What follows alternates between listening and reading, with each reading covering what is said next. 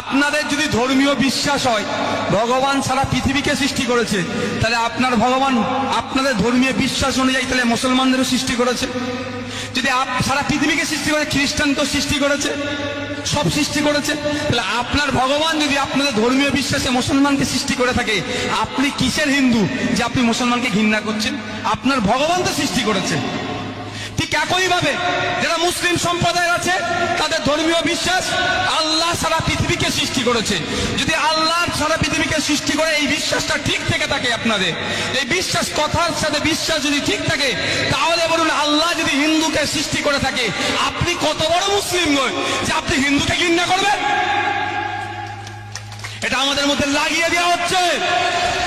খ্রিস্টান ভাই যারা আছেন, তাদের ধর্মীয় বিশ্বাস যীশু খ্রিস্ট সারা পৃথিবীকে সৃষ্টি করেছে।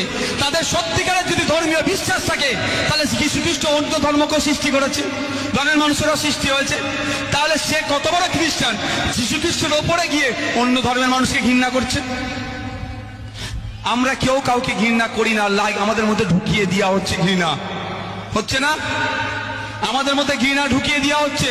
কে ঘৃণা ঢুকাচ্ছে আর কেন ঢুকাচ্ছে একটু দেখার চেষ্টা করুন। যে ঘৃণা ঢুকাচ্ছে তার ছেলের 14,500 কোটি টাকার মালিক হয়ে গেল। যে ঘৃণা ঢুকাচ্ছে